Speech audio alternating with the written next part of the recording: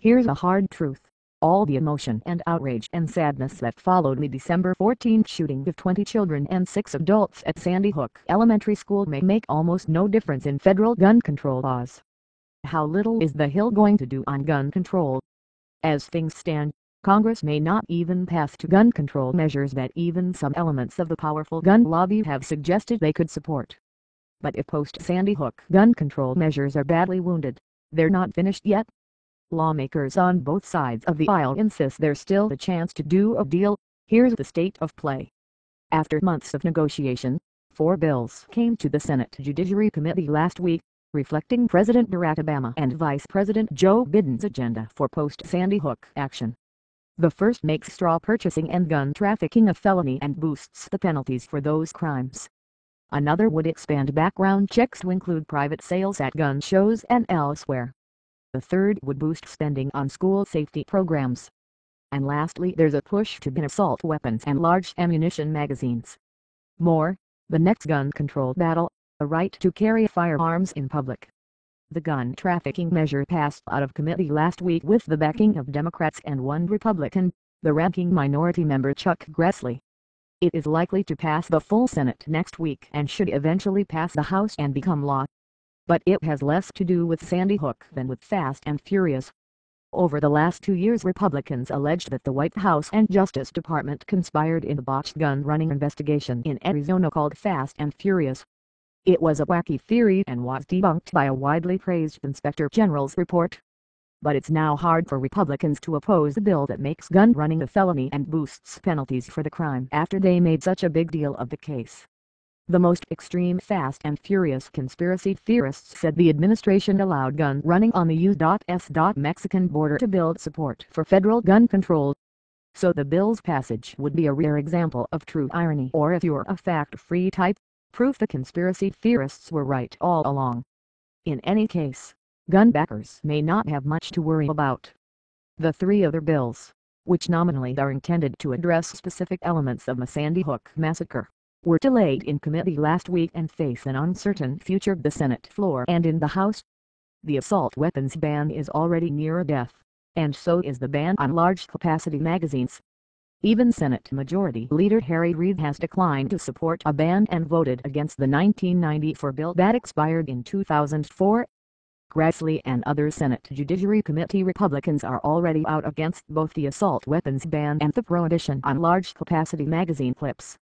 More, gun owners trust the NRA but agree with Obama. The other 2 measures remain possible in part because at times gun lobbyists have said they could support versions of them in principle. But they are in trouble. The school safety bill, introduced by Barbara Boxer of California, was originally going to spend $800 million to increase surveillance and deploy National Guard troops in schools, among other measures. That price tag made it a near impossibility as Congress wages non-stop battles over the budget. The bill likely to emerge from committee this week will be cheaper, and privately Republicans say they expect it to pass the Senate. But ultimately it will require cuts in other programs to pay for it. The GOP has suggested cutting education programs like one on financial literacy to help offset the cost. Democrats are barking. The most promising post-Sandy Hook measure is an effort to expand background checks. At the moment, only licensed sellers must run a check on a buyer to make sure he isn't barred from owning the gun because of a criminal background, mental illness or other reasons. But many guns are sold privately at gun shows and elsewhere.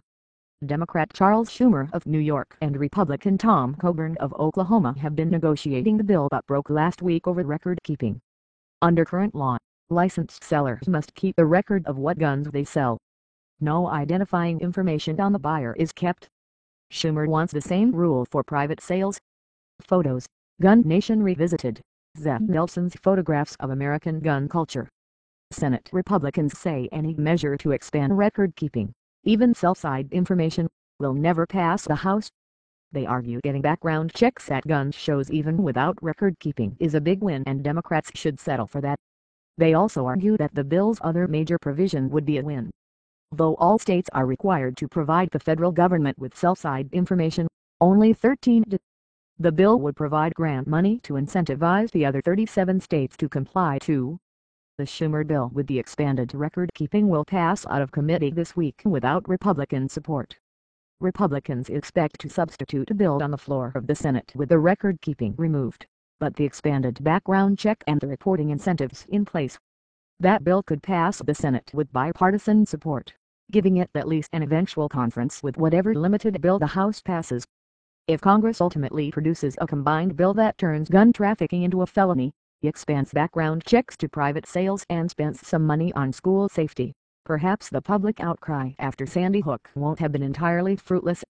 But there are plenty in Washington who expect next to nothing to come of the massacre at Newtown, and believe that if compromise can barely survive the committee process, it will certainly be doomed in the full Congress. Read more.